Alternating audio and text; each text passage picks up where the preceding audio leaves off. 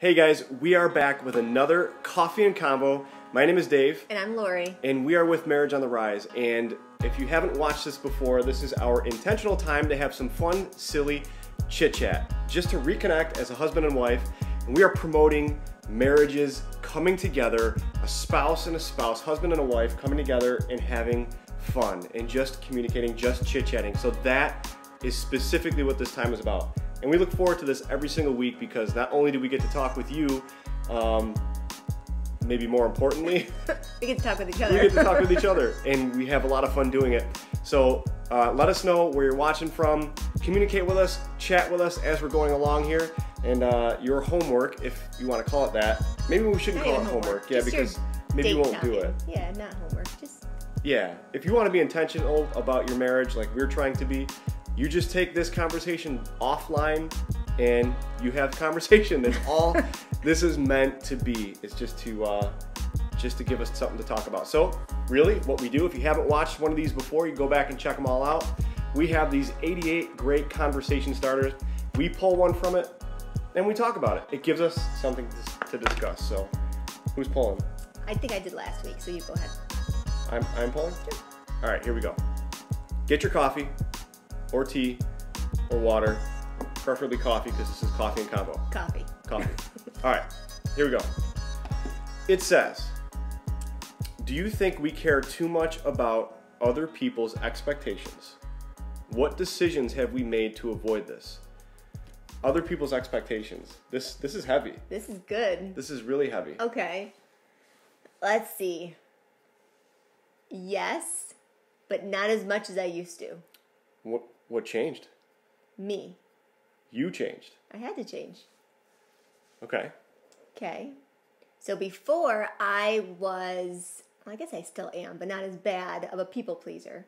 Yeah. So I would worry about what everybody else thought about everything, from my job to the way I looked to the way I did whatever, mommed and wifed and whatever. And now... You thought you had to live up to other people's expectations. Right. Which probably stemmed from when I was younger and I had to be the good kid or the smart kid or the good grades. This is going to be like a therapy session. Maybe we should cut this off. Maybe we should just stop that card. But, so I've been able to grow a lot in terms of, not that I don't care anymore about what other people think, but I had to switch it around to what I feel like God's calling me to do and worry more about that. So we're living a life that we think is how we should be living it. We're in a job we should be doing.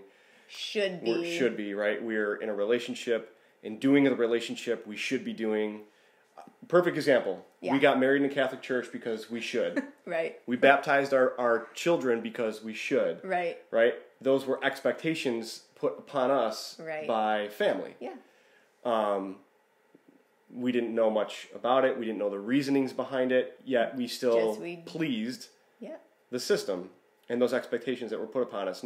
Now, looking back, having a completely different understanding of the meaning of baptism, right, and all that, just as an example. Yeah.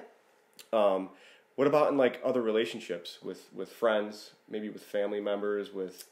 I think just me and you. Okay, in our marriage. Expectations of...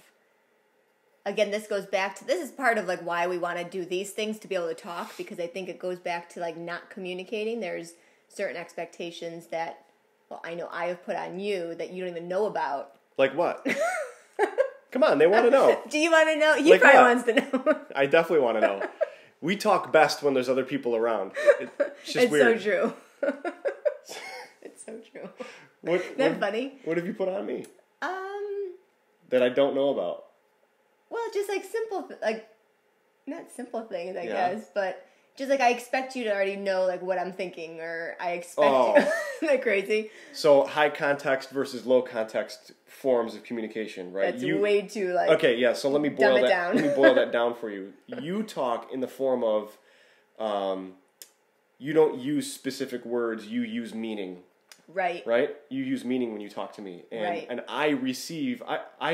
I listen to words. You tell me. I don't use the words. You tell me what you want to say. You should just know what I'm thinking. Don't tell me what you mean. Right. Tell me what you want to say. Don't tell me what you mean. Right. Wow. Okay. So I'm expecting you to already know, like, if I'm exhausted or if there's like a load of laundry, like 3 baskets tall, I just assume and I expect for you to know that that's supposed to get put away. Yeah. Without me saying, hey.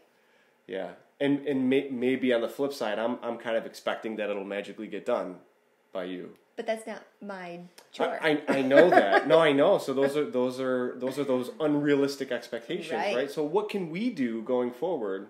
What have we tried to do? We have set who's doing what. Yeah, I know. Yeah, that's where the she piles up what needs to get hung up on this like bench next to our bed, and it just keeps growing, and that's my fault. That's his job. And I own that. Oh man, I own that. Yeah. So yeah, unmet expectations or uncommunicated expectations lead to frustration. What about a husband and a wife? How about the expectations that they put on each other to perform a certain way or to look a certain way, or what advice could we give to scenarios like that? Where give me an example. What expectations do you put on me? I don't really put any expectations on you. I think you put false expectations on you. Oh, I do. From my perspective, but it's completely false. Totally. Like you, and please stop me if I'm off base. You probably will be off base. Go ahead. But you put these expectations on yourself to look a certain way. Yes. Right. Yep. To have the appearance that you think I'm looking for. Yes. Right. Am I right? Totally, 100%. But what's the reality in that though? The reality is that you say that's not right. And I mean it. But I still can't believe that in my head. Yeah, and you can't. I know. But we're working on therapy. on that. This is therapy. Yeah, this is a continual growth process. So if you're watching this thinking to yourself, yes, I feel like I have to look a certain way for my husband, chances are he's probably not even thinking that you should. And maybe you guys should just have a conversation about it. You know, I mean, I don't know, just open up that Pandora's box and see what happens from it. We accept no responsibility. But then we have to believe it, though. Yeah. It's one thing for you to tell me I have to believe it, though. Yeah. But I mean, like, I'm all sorts of screwed up, guys. Yeah. And I'm definitely partly to blame for that. And we can go into that another time. That's a different conversation. That's a completely different conversation. And the things that I did in our relationship to create this to screw me up. False sense of appearance that I'm certainly not looking for.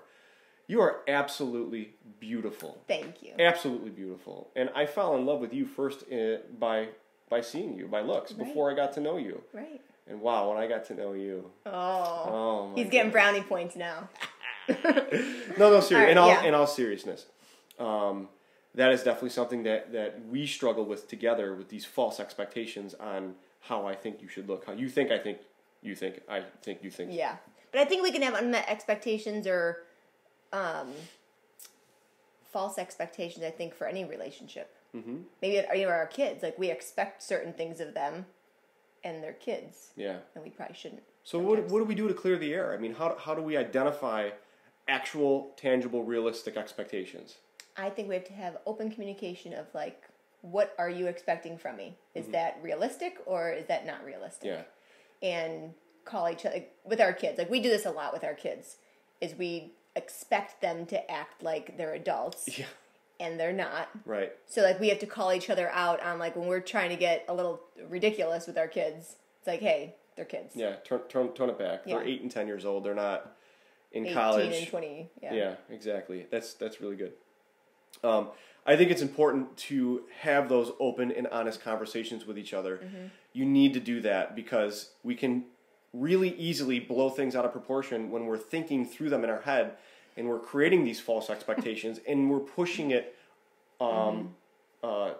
falsely onto our spouse. And it's not fair. Right. And it doesn't help. It doesn't grow. Help. Yeah. Yeah. It just builds like a wall between. Absolutely. And it did for a very long time. And we can blow things way out of proportion, make things way worse than they actually are, and create issues where there aren't any. So true. Amen. All the stories that just happen. Do you guys have stories that play in the back of your mind? Yeah, maybe a couple.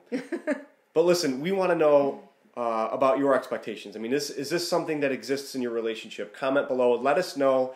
Let us know what struggles that you have. You can also reach out to us, private message us if you don't feel comfortable talking about it in public in a comment form style.